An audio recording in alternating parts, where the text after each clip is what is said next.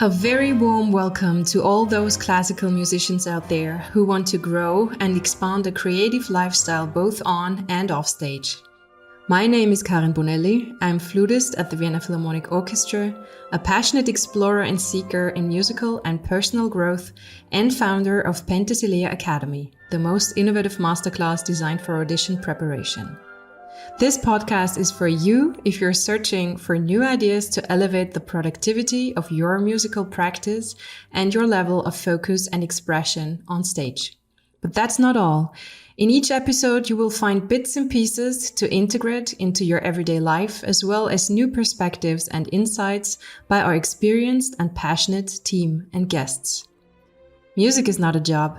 It is a way of living. My name is Karin Bonelli, and this is Penthesilea on Air.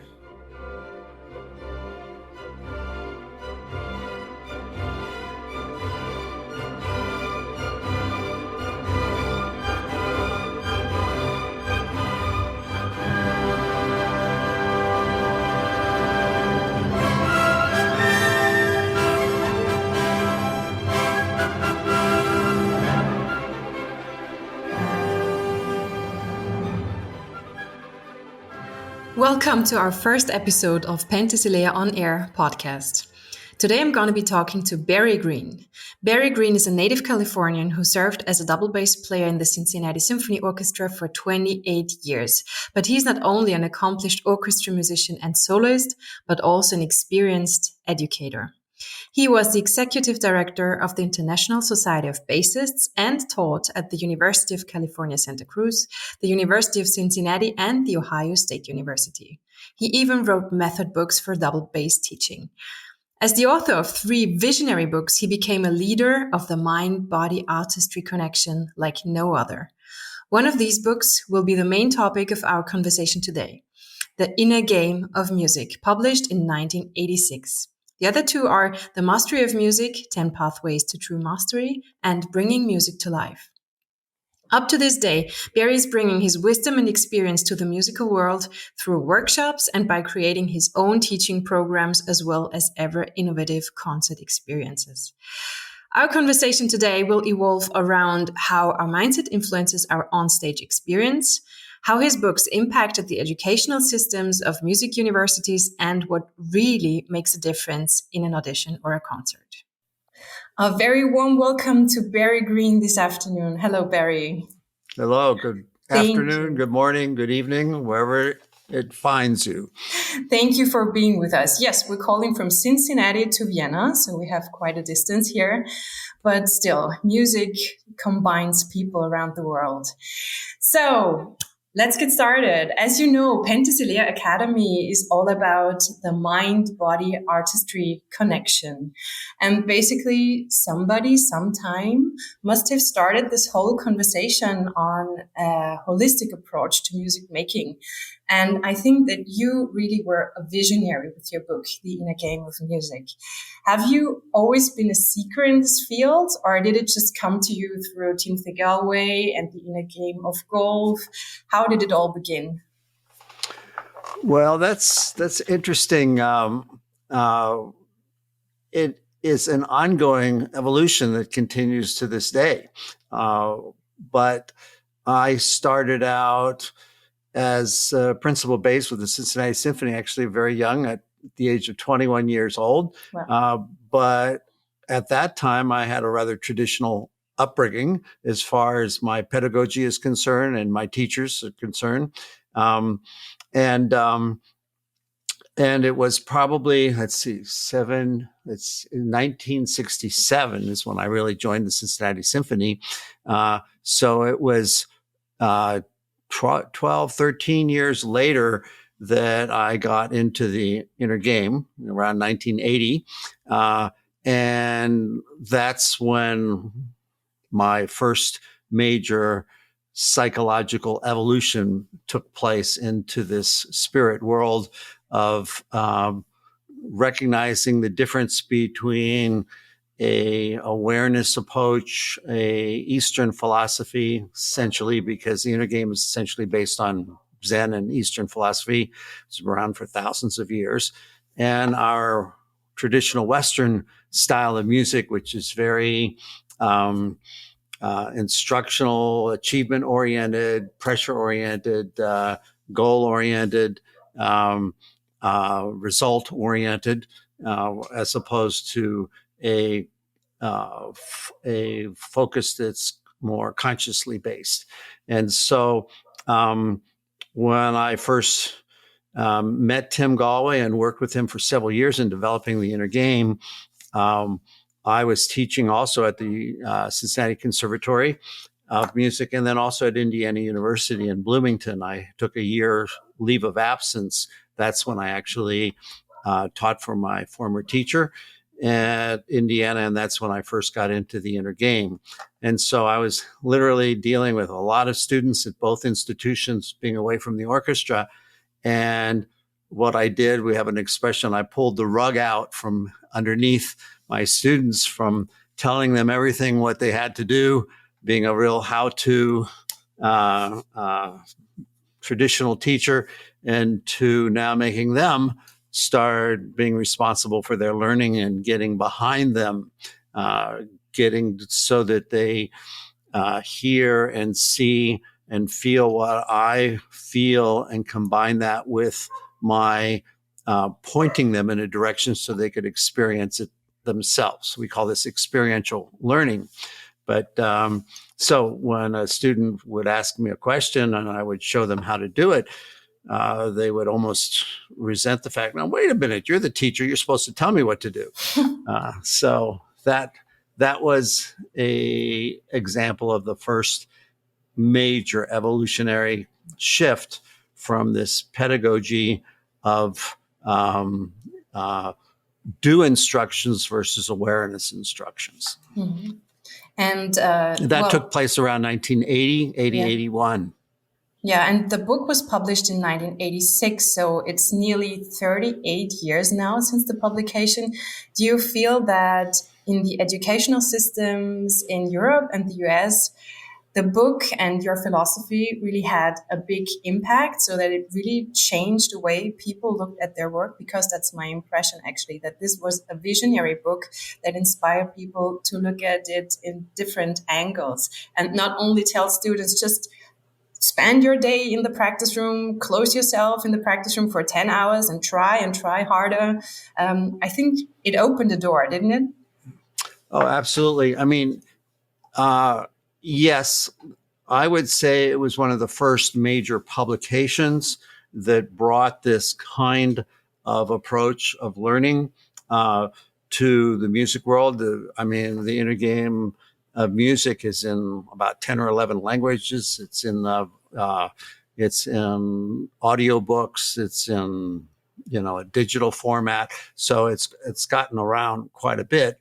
But there's so many things since then that have a similar approach that have been there. But I can certainly be happy to be more on the ground level of we might say, trailblazing in that area into music. I might also say that, we have a very traditional approach to education in terms of music. It's institutional. We're playing and studying methods and music books that have been written 50, 100 years ago sometimes.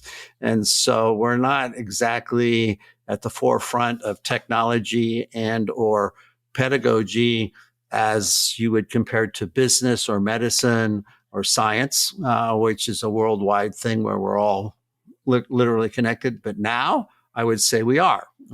And so that evolution over the last 30, 40 years has clearly taken place in music. And Timothy Galway brought, through the inner game of tennis, his very first book, which was in the mid 70s, brought the same kind of consciousness not only to the arts, but to many other disciplines, because the inner game of tennis was just literally a metaphor of what happens to somebody when they're in a situation where they're being judged, they're being evaluated, somebody's keeping score, and they're put under pressure to perform.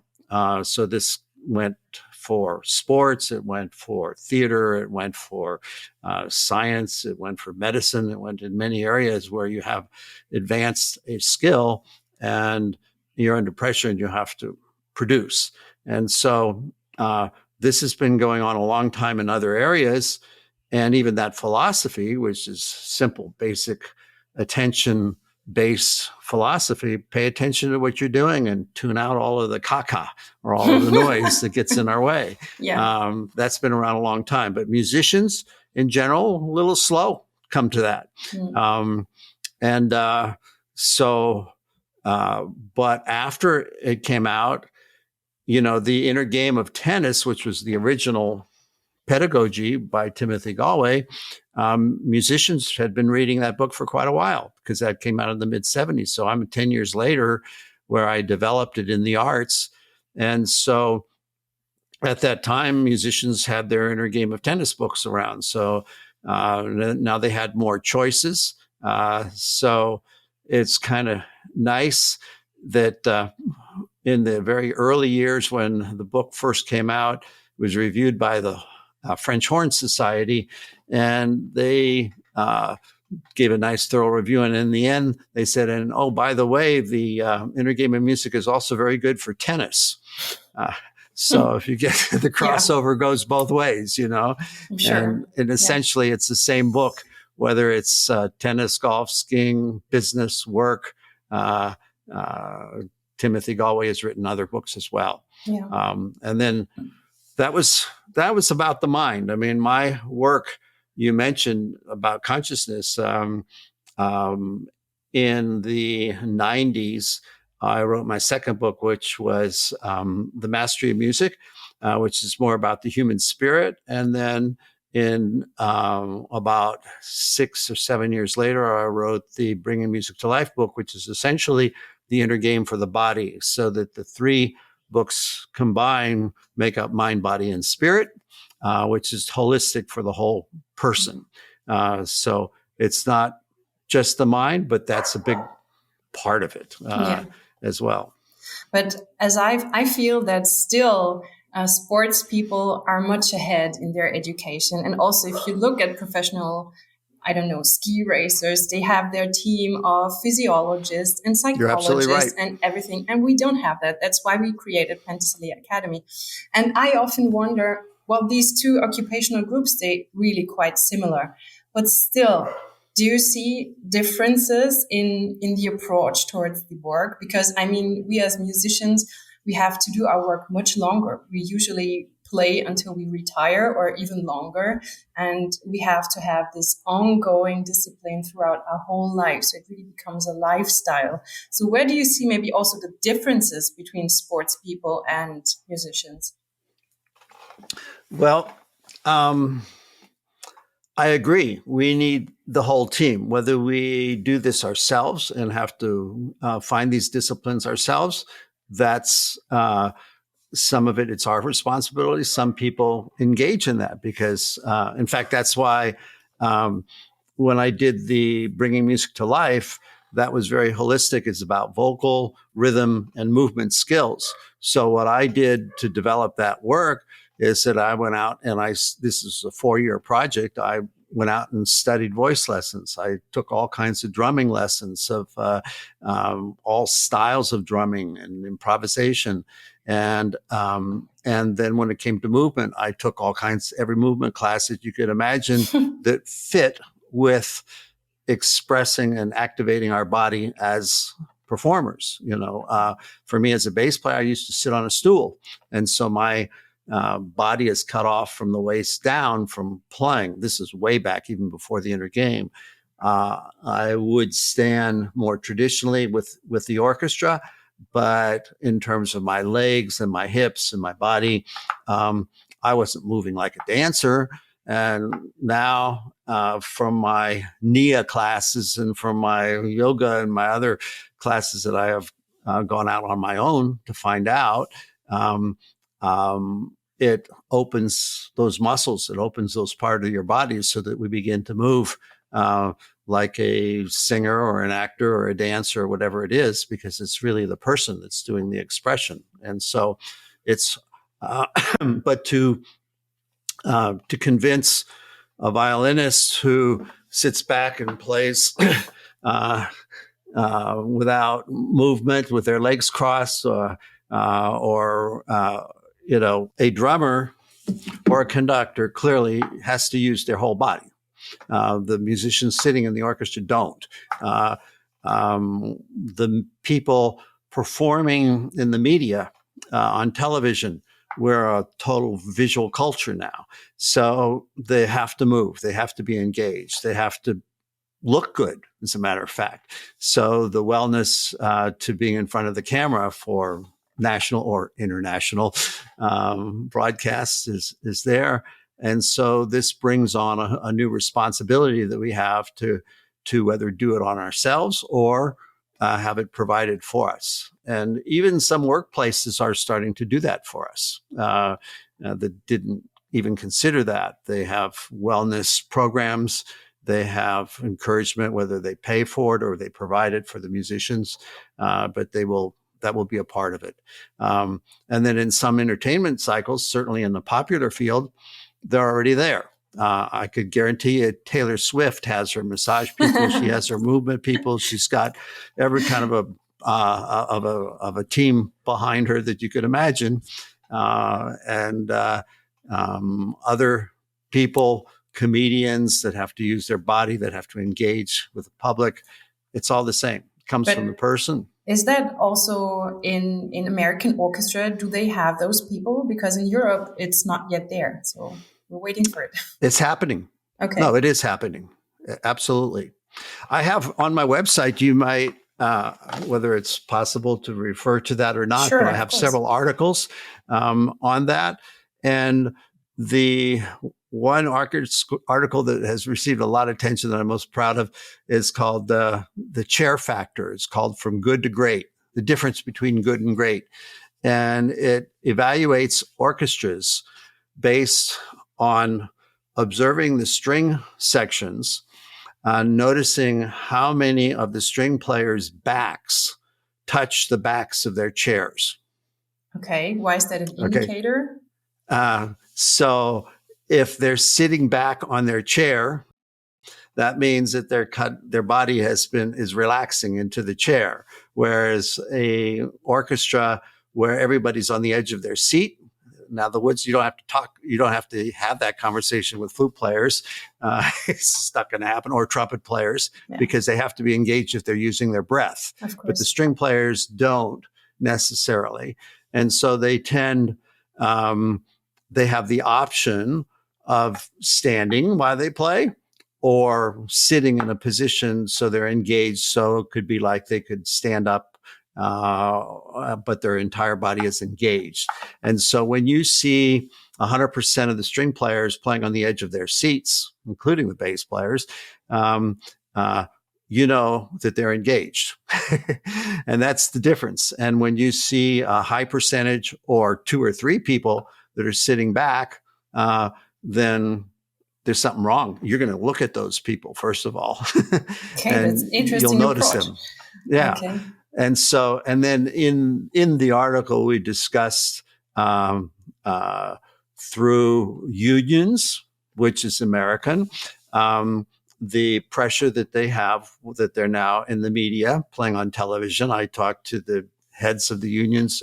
Gustavo Dudamel, the great conductor, is a wonderful example. And the people in the LA Philharmonic were initially, when he came there, they were sitting back in their chairs. They were a little, and New York Philharmonic, they're notorious for a different kind of a sedentary approach, you might say. And ironically, Dudamel goes from Venezuela, where we have this kind of energy, to Los Angeles, and now he's going to New York. And so in each of those cases, he's having to transform the musicians into engaging their whole body as they perform. And so it's required. And then the personnel manager talked to me about warning them when they're on television. Says, get your hair done. The camera's going to be zooming in on you people. You better look good. and be smiling and whatever it might be. Yeah, we know that conversation from the New Year's concert. Yeah. There you go. There you go. Yeah. Yes, it is part of it. And it's even part of the unions. It's also part of a controversy, because there are those that want to say, well, look, tell me louder, softer, shorter, longer, faster, slower. Don't give me this thing about the clouds in the sky, or the baby in the baby rockabye, or the story of the lover being lost, and all of this feeling of velvet and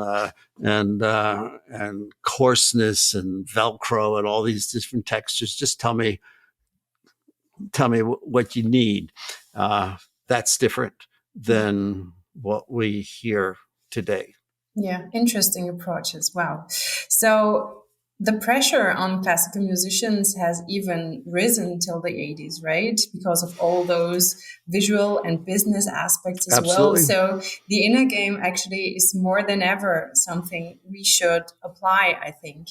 And do you know people that are wildly successful in the outer game? So they're successful in competitions, auditions, in their business life, but they never really considered the inner game. Are there those naturals who just do well without ever thinking about their body and mindset? You know those people? Well, I like to say, or I'm confident in saying, the inner game has been around for thousands of years. It's nothing new. What I've done is I have, through the gift of playing in the Cincinnati Symphony as a principal bass, I'm not as busy as you are as a flute player. So what I did for years is that I observed conductors.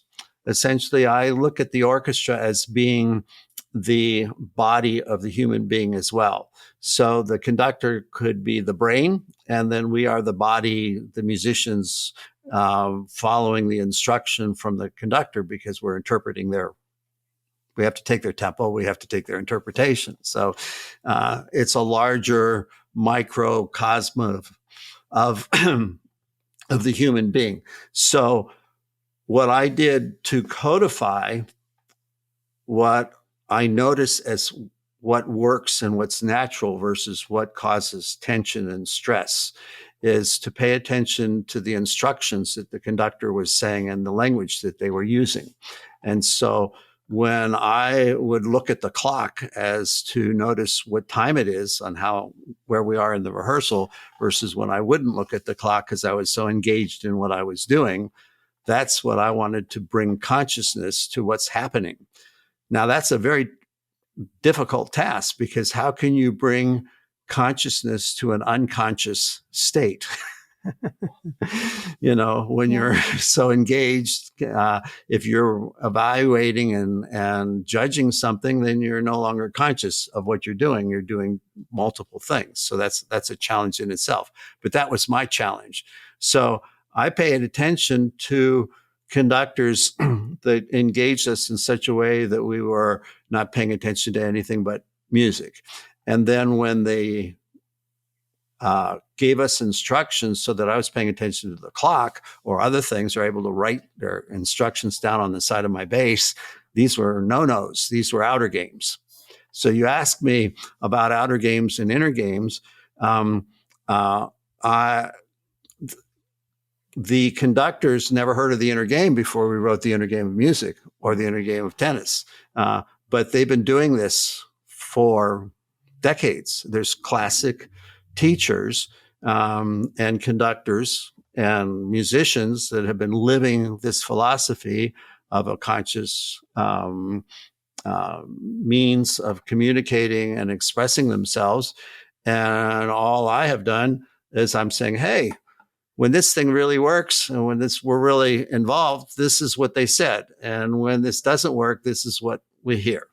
And so I don't own it, but I take credit for noticing what is natural and what has worked, and also noticing what gets in our way. And so, in a sense, I could be very autocratic and say the inner game always works.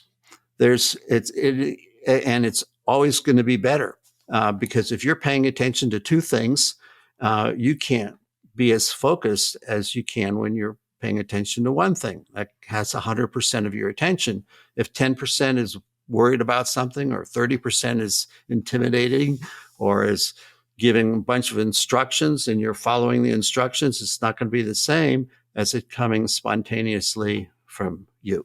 Yeah. And as you said, the inner game was always there, but you kind of gave us musicians a language to really describe what is happening on stage.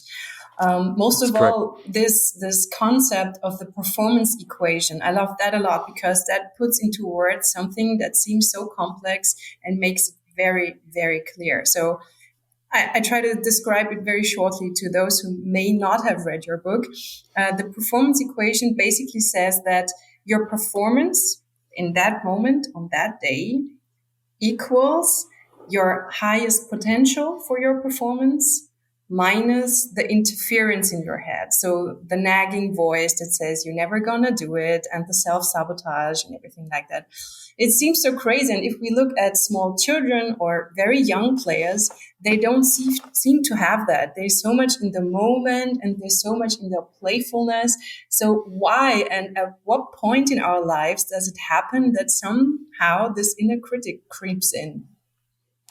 Well, first of all, your description of the formula was right on. You're absolutely correct. You've got that down. And then the analogy to how children learn before they start taking traditional music lessons is absolutely correct. I mean, the symmetry of Suzuki type of instruction, it follows a lot of the same principles as the inner game because it's not based on reading, it's based on hearing, and it's based on assessing the music in your body first and then communicating directly through your body and through the sound and through the imitation and through the studying of the music. It's as a very pure form. I've studied a lot of the English approach too, that uses a lot of the Suzuki type of early education with their students, where they learn so many tunes or Irish music or folk music and things. It's all based on bringing the music into your body first, and then you don't have to be concerned with reading. I consider reading is already one of the worst obstacles that we have to music making, because my observation is that we play best when we're listening. We play music by listening. We don't play music by following instructions. And the listening is having that vision of music in your body and in your mind. So you hear it. And so our music making process, if you're playing conventional music that's written down, is a process of comparing what we feel and what we hear inside with what's coming outside. Okay. If you put more things in between what you hear and what you play, your hands and your instrument, like following instructions or worrying about things, that takes away from that 100%. But if you are just monitoring through your discipline and through your mastery of music, and that's where the discipline is critical, that what you think and what you feel comes out of your instrument, because now that's your voice. Okay. So if you can't sing in tune or play in tune and you're playing in the wrong rhythm, forget it. But when you hear it and you could communicate that in sound through an instrument or through your body as a dancer or through your vocal cords as a singer, then when it comes out directly, then that's our goal. So it's a listening experience. So you're basically already talking about another concept about the self one and self two concept. Can you maybe just describe it very shortly for our listeners what it is? Well, it's just a word that refers to um, uh, language versus sound. I've never said that before. I like that. So, did you get that? So, if you hear it, it's self one. I don't care if it's a right instruction or a good instruction. If you're paying attention to that, whether it's a reading half notes or quarter notes or semiquavers or whatever you call them, or a voice that's in your head with your parents telling you to practice or your teacher telling you how to play it or the last time you did this, that, or the other. That's interference. If you're paying, if it's got your attention, self two doesn't have a voice. It's got air. Maybe there's a grunt here and there, or breathing. The breathing is okay, but there's no voice. So good instruction or bad instruction, if it's got your attention, sorry, it's the same thing. I mean, imagine you're driving a car and it's in a rainstorm, or it's snowing, or there's icy conditions. Can you imagine picking up a book and reading about how are you supposed to drive when the car starts to slip or spin, or you can't see anymore? Would be a good idea, yeah. Or you've got the radio on and the rain is coming down so fast that your windshield wipers can't even get the windshield. All of a sudden, everything gets very quiet. You cling on to your wheel and you start paying attention because your life is at stake, and 100% goes into that. You turn off the radio. You can't talk to somebody. You can't be listening to anything. You can't be looking at a map as to where you're going. That's what we do as musicians.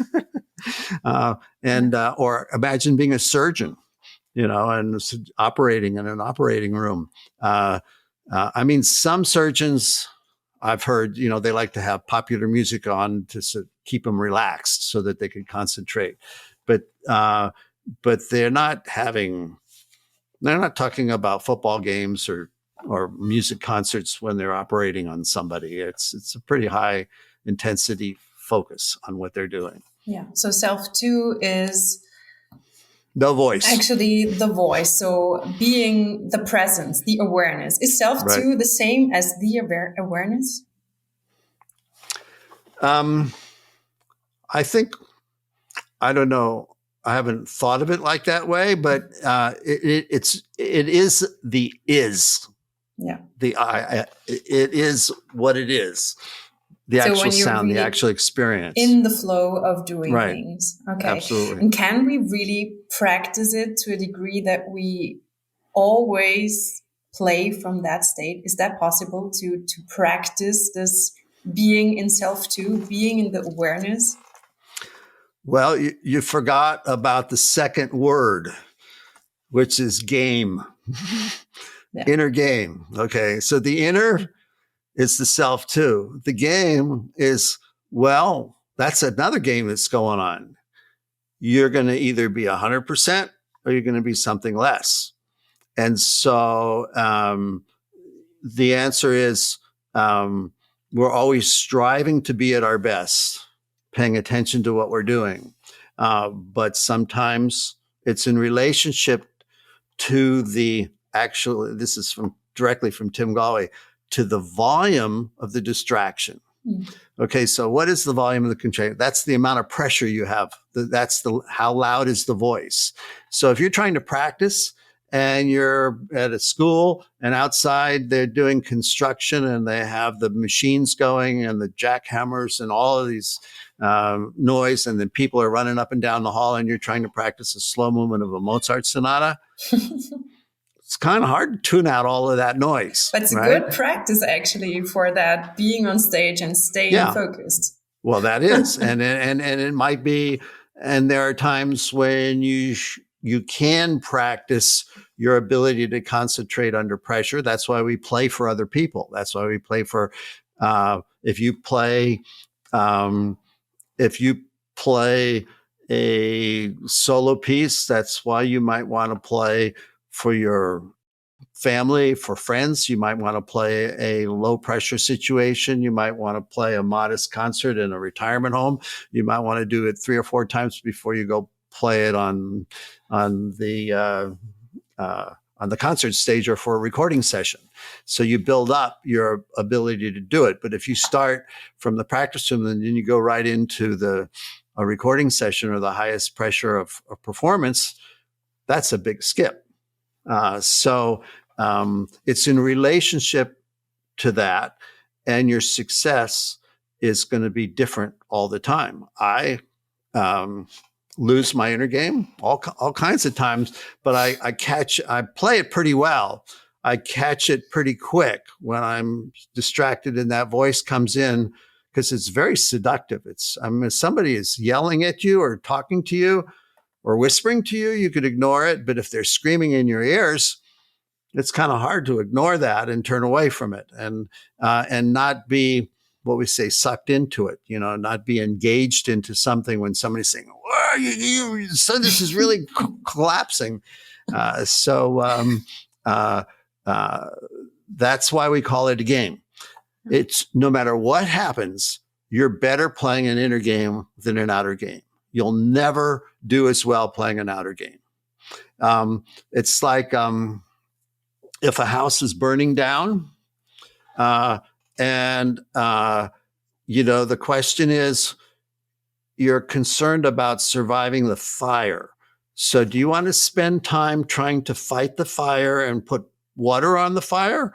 Or would it be better to leave the house and get out of there? And I would say, get the heck out of there. And so leave it away. Don't mess with it. So the traditional thing, there's plenty of how-to books on how to overcome all these things. You do these breathing things, you stick your feet into the ground, you just try to exercise this and that. That's still taking away from your concentration that you're trying to make music with. But if you start listening to the music or to the pulse or to the sound or to the feeling, or you start paying attention to what you're doing, that's what your goal is.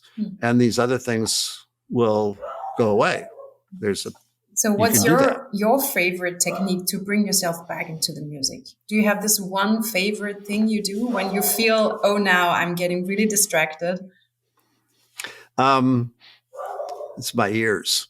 Listen to what's going on, and then that will tell you what needs attention. Yeah. And then hopefully you have a toolbox of many things that will fit the problem. So if the pitch is going down for string players, that's our number one thing. You start listening to whether it's sharp or flat. And then you're going to get the answer. If the ensemble isn't as tight, you start listening to the rhythm. If it's lacking, if you're feeling different than the energy in the music, then you have to remind yourself of what's going on in the music. Where should you be feeling in order to play something that is expressive or exciting or calm or beautiful? In some cases, focusing on the sound, actually. Well, not just the sound. It's the feeling. It's it's awareness, commitment, and trust. Sometimes awareness is the skills of how it fits to your internal image. Commitment skills are how are we playing this on the flute or on the violin or on whatever instrument we do.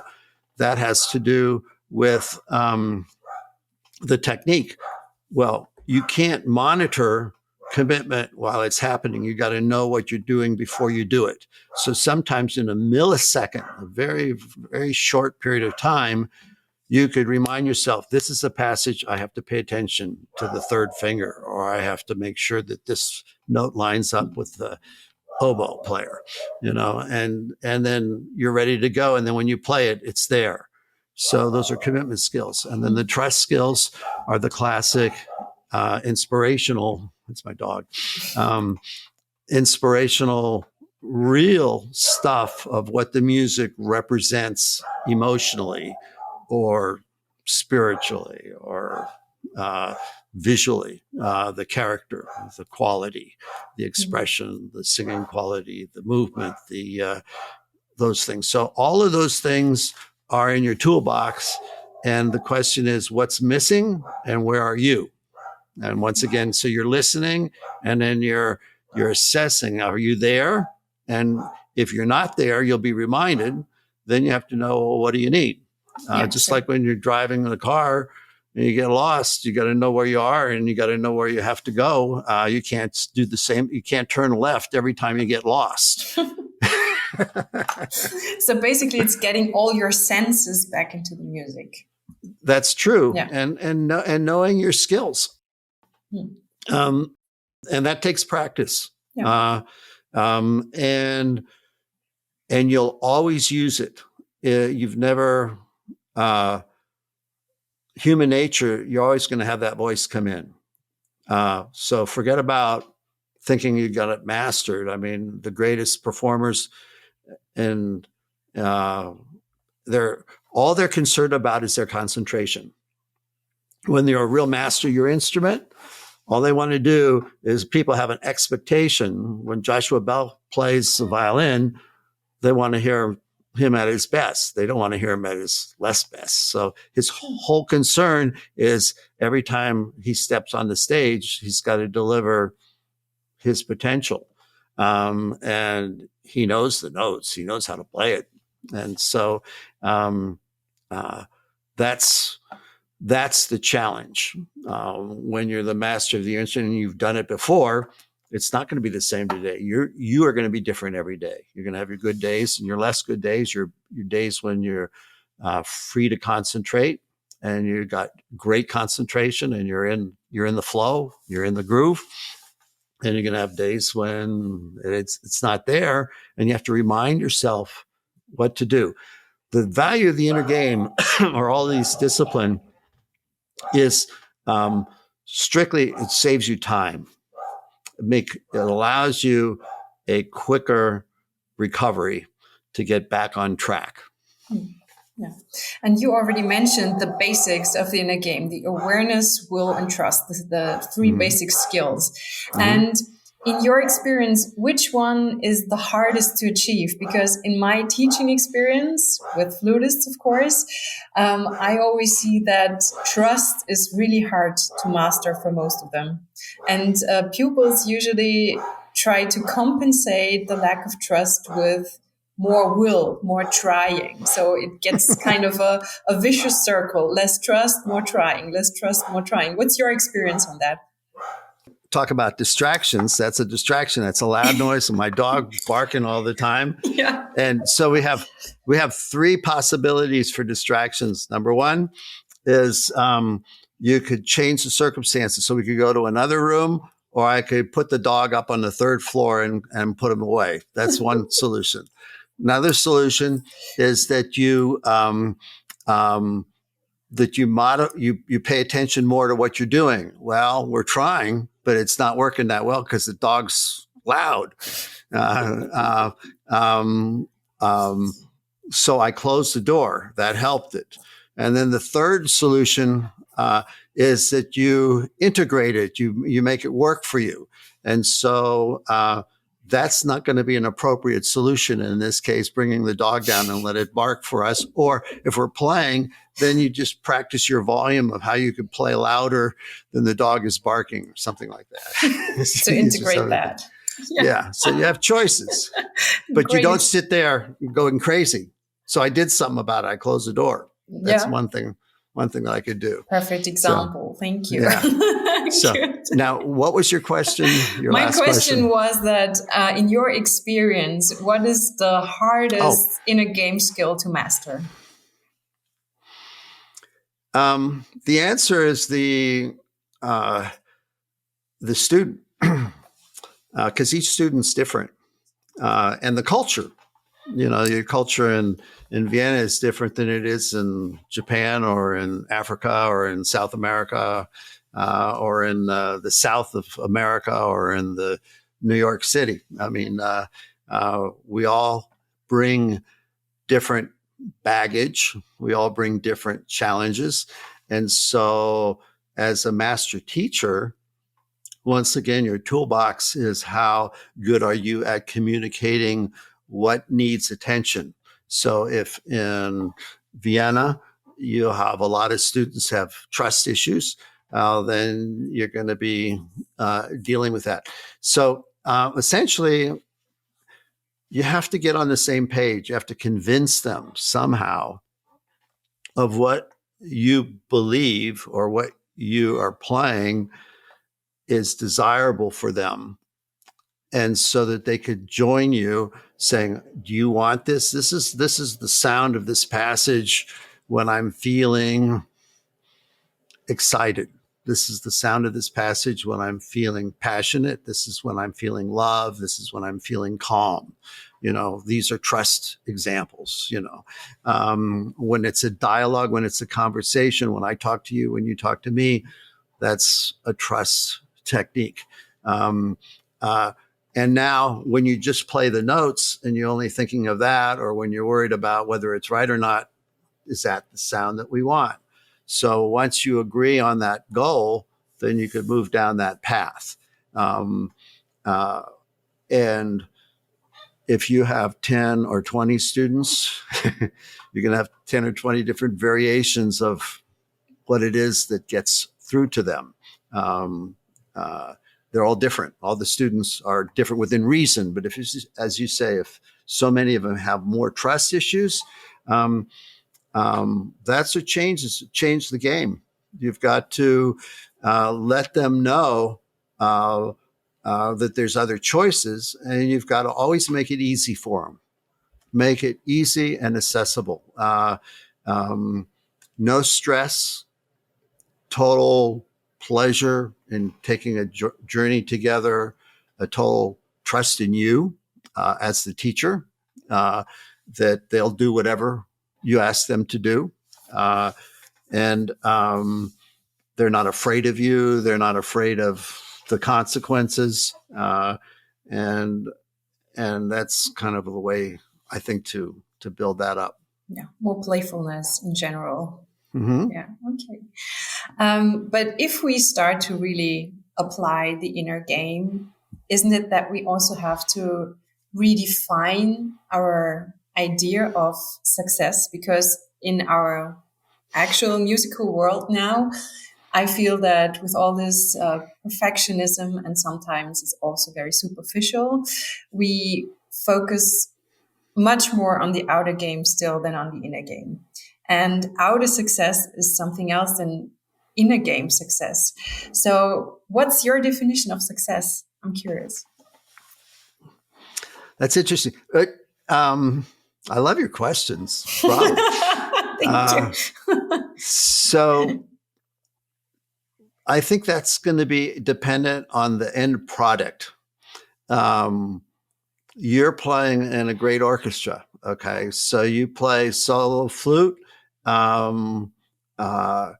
You have more ability to express yourself to the limits of what the conductor is going to allow, so that it's in line with what they feel comfortable with as well.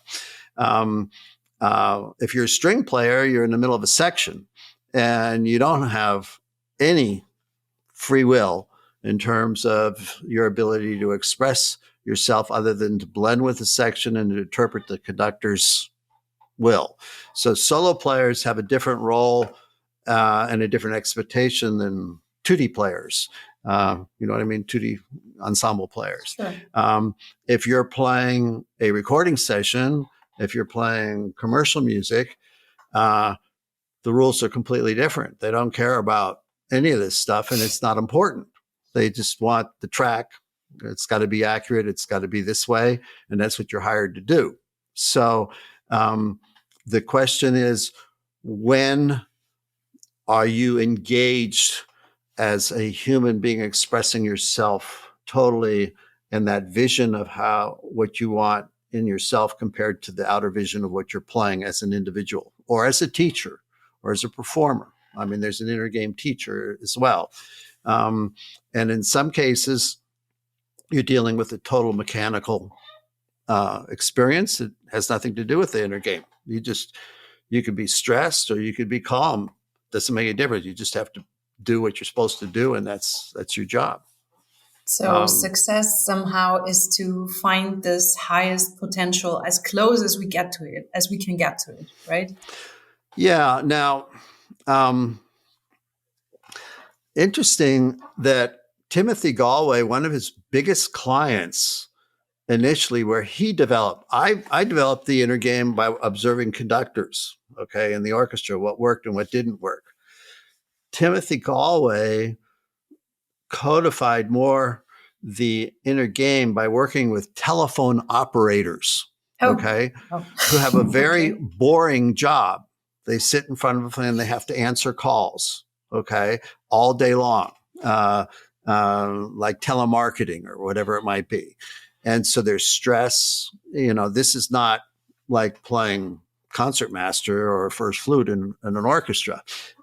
There's no free will in that. So how could those people create a positive experience in a work environment that's very boring or stressful or achievement oriented?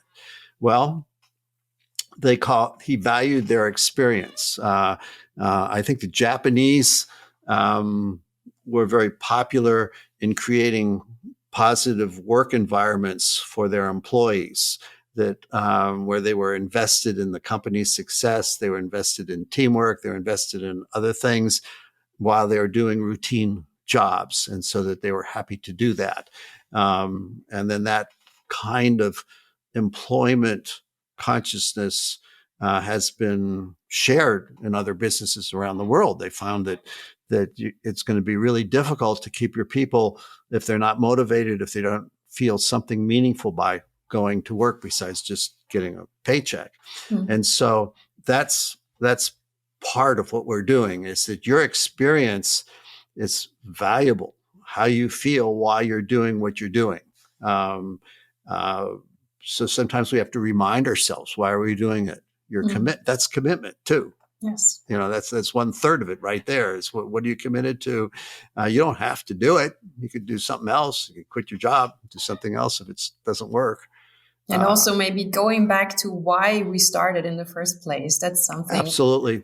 I remind myself sometimes, if times get rough, if the schedule is really dense and I feel like it's really too much at the moment, reminding myself why I started to play the flute in the first place, because that's our original motivation, isn't it? Mm-hmm. That's true. Music teachers are especially in America, you have public school music teachers that teach in school. They don't do that so much in all the countries. But they're under tremendous, like the music making is 10% of their job. They're dealing with parents, they're dealing with fundraising, administration, requirements, so many things that just to get into the classroom before they play music, and then a classroom period that's 30 minutes or 40 minutes long where you can't accomplish anything. And then they're still under pressure to do competitions and to do performances. That's really hard. Yeah. The military, we have, you have military, we have military bands and orchestras and things.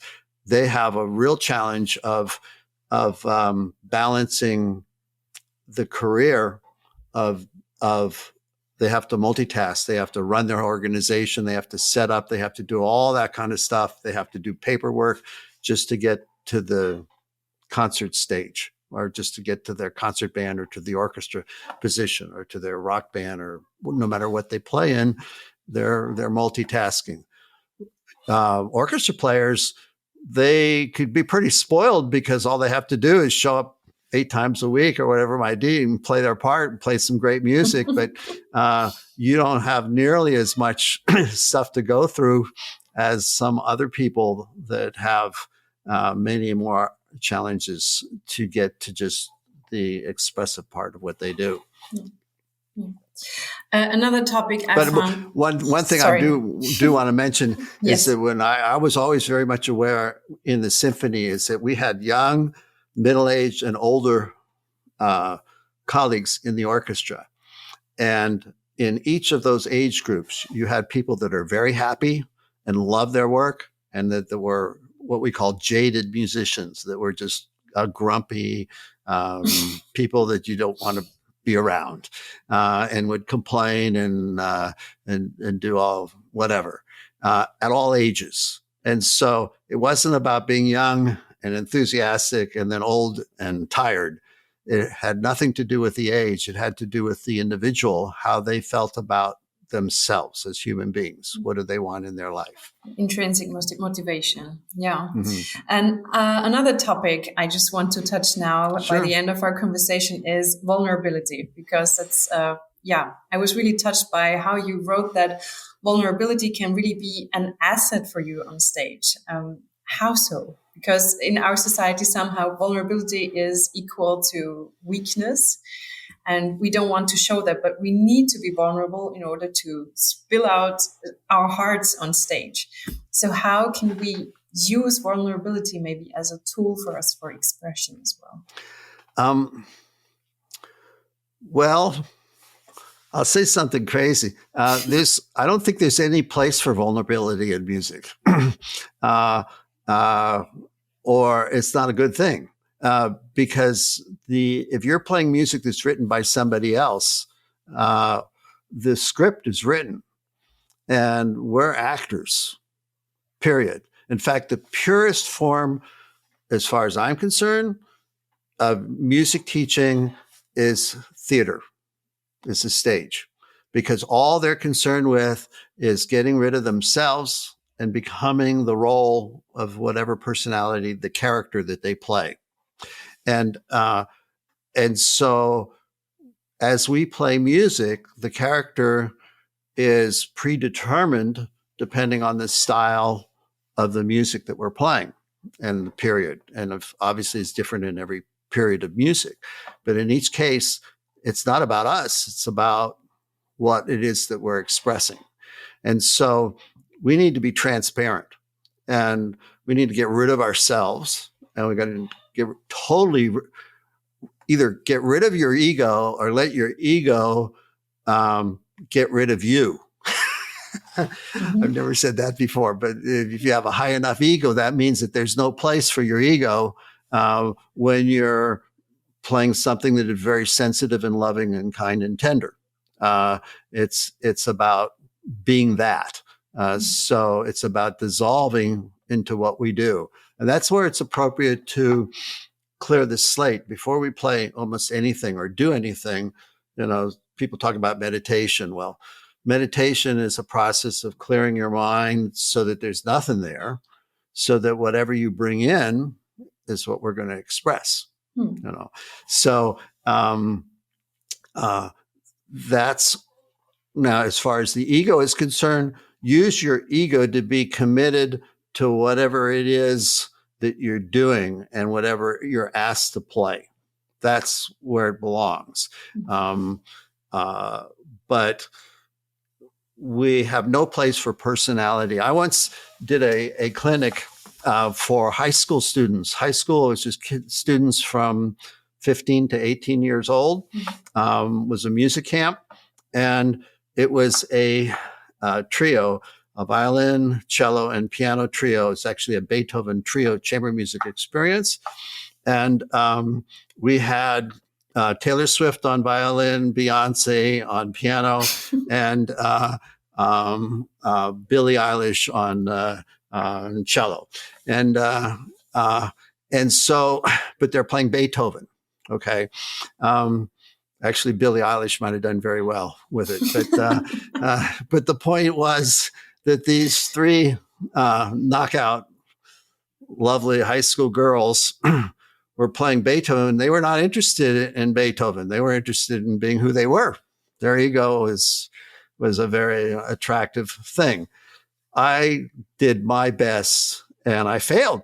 I couldn't get them to break through to who they were. I told them who Beethoven was, showed them a picture of Beethoven, explained the energy, the craziness, the aggressiveness, the so-and-so. And there was no breaking through to that. And so we had a parting of the ways. It just didn't work out. But Beyonce was stronger. Yes, but most of the time you don't have that. There is a commitment there with maturity, absolutely with maturity that we have to have. And you have actors, Meryl Streep, the actress Meryl Streep. Sure. Okay. Well, what's so wonderful about her is every role she plays, you don't know who she is. I mean, she totally dissolves into that role. And then there's other actors who play themselves in the same movies over and over and over. They have only one character. So we all need to be Meryl Streeps. Yeah, I understand. Yeah.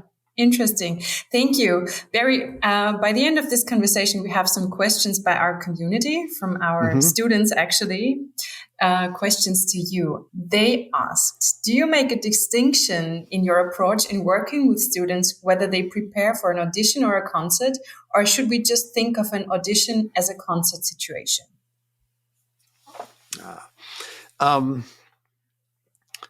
Yes. Yes. Okay. The answer is yes. That's the answer. I think the classic audition, I think we play best in our audition when we play our music the best. And if it means when you're playing in a section, when you're playing at home, when you're playing with a recording, that brings in the true sound of the audition. That's really awesome.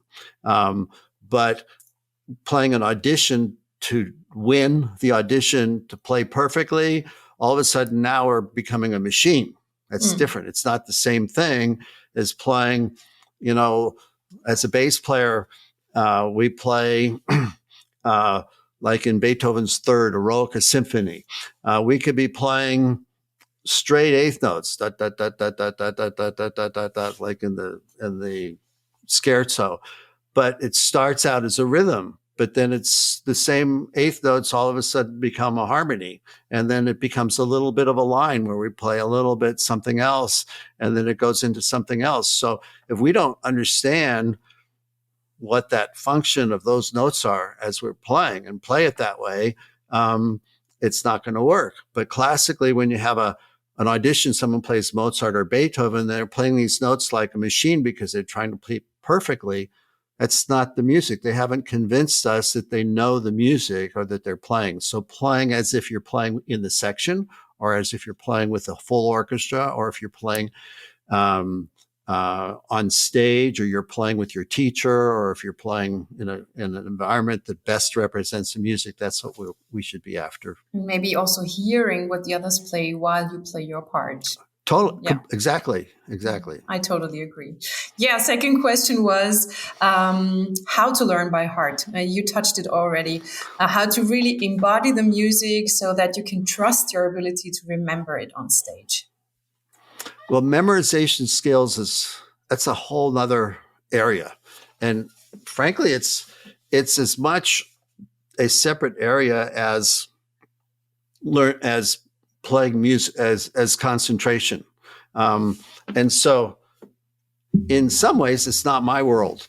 How we memorize and the techniques, it's like your world to play flute, my world to play bass.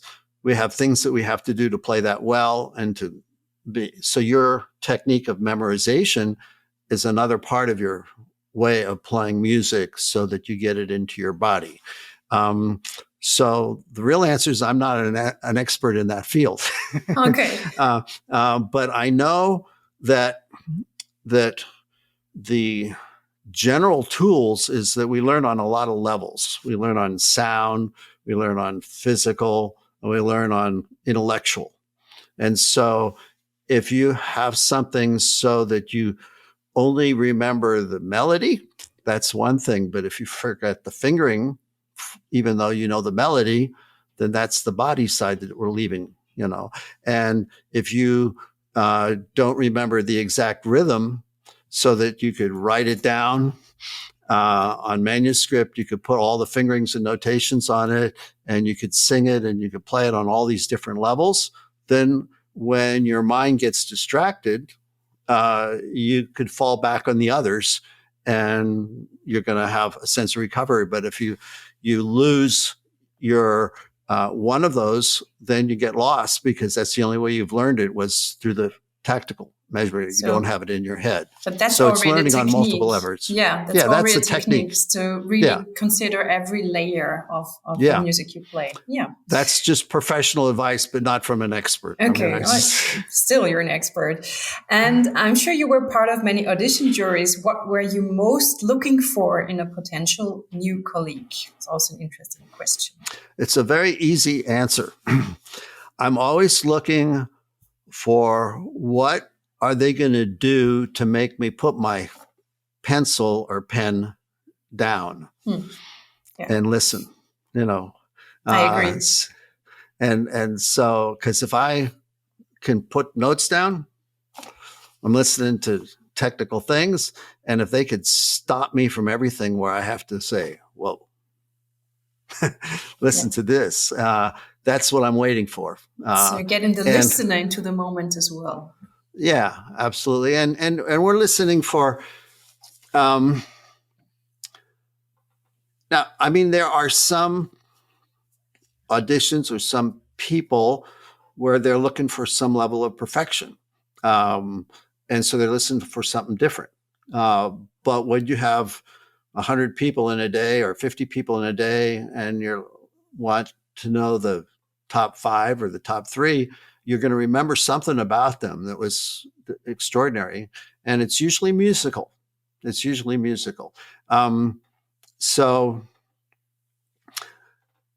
But there could be exceptions to that where you're going for something else. Also, the position that you're auditioning for could have a little bit of a criteria as well. In other words, if you're going to go into a section or if you're going to go in any section, whether they're solo players or they're 2D players, whether it's an orchestra position, what does the section need?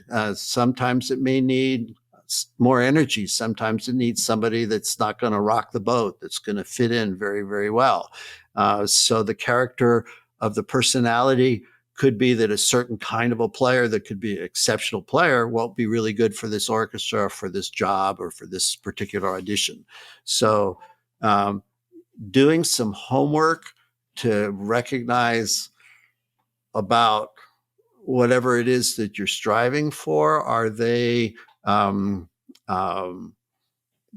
are they looking for? What do they like? When do they play a certain style of music? These could be external factors that has nothing to do with you playing your best. It may have something to do with what they're looking for. We have to be very careful about that we don't second guess something, because you could be wrong with what you think they're looking for, and then you've sacrificed yourself in some way. Yeah, and also sometimes you're so much concerned about how they want to hear it, and it might even work for the audition. Then you get into your probational period, and people will see how you actually play in your style of playing. So there has to be this balance of who am I, what do I want to express, and what does the orchestra want from me, right? Yes, absolutely. Absolutely. It's a challenge. Yeah, I see that too. So my very last question for you is, what is the best advice for performance or audition that you ever received? And what is the worst advice on auditions you ever received? Or maybe you also gave? Well, the one thing that, whether it's sports or music, that we often hear, and it certainly is true, is that when you get to a moment where you're totally prepared and you're invested and you've done everything that you could possibly do, people just say, well, just go out there and have a good time. Just think about the music. Now, I think that holds up true. That when you get to the highest level of competitions, if you change the game for that, it's not what brought you there to that moment. And what brings somebody to a moment is that they've succeeded to some level to get to that stage for that particular event. So you want to draw on what brought you there for that moment. Remember, sometimes you have to remember why you're doing something. sometimes we get so distracted and scared about what we're doing, we forget, wait a minute, this is what I've chosen to do. This is what I've practiced so hard. This is what I want. This is what I'm being paid for. This is why, go get it, go after it, this is your opportunity. Why would you do that? Also remembering that you're still playing a script. And so that script, if you're playing Bach, or if you're playing Brahms, or if you're playing Strauss, or if you're playing Stravinsky, they're all different things. Those are the things that you have to take the time to bring into yourself, so that now you dissolve your personality and you become those things. And so that's the reminder, is the role. I have, I guess there is one very favorite thing that I have as advice, and it came from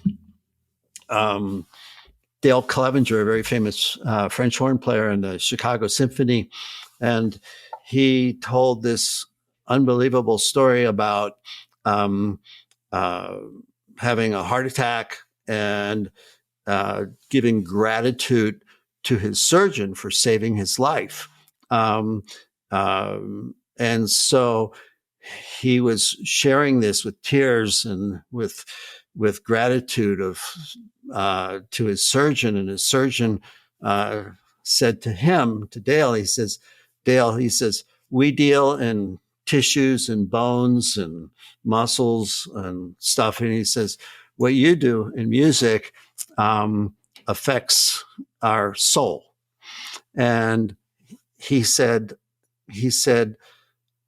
what he realized is that he has what he called, these two words, a sacred trust. It means that we have a responsibility to communicate something that inspires people, that changes lives, that has been, that we are a conduit, we are a channel for that experience. And if you take that, if you keep that to yourself, or if you don't deliver what you've been entrusted to do, then you're not doing what you've chosen, Mm-hmm. And that if you take that as a responsibility, it's literally a sacred trust. Wow, that puts a responsibility. I have a job to do. So the surgeon, he just does muscles and tissues and bones. He says, but you musicians, he says, you guys, or you folks, are the messengers in the entertainment of joy and peace, of what people are coming to you for healing and for joy and inspiration. And if you don't do that, you're not doing your job. And so if you accept that, okay, this is what we're here for, it makes it easy. Yeah, it's beautifully put. Thank you, Barry, for this advice. It's amazing. Thank you also for this conversation. Where can our followers find you online? Where can they get into contact with you, maybe even? Oh, absolutely. Well, first of all, my website has a lot of stuff on it. I mentioned there's a lot of articles in there, which I enjoy. In fact, it's not going to be a book, but it kind of might be a book. Wow. Essays on musical inspiration, but most of those articles are already written on there, and I'm doing a whole series more, of which will make it a larger compilation, and we'll tailor into that section. But my website is innergameofmusic.com, INNER gameofmusic.com.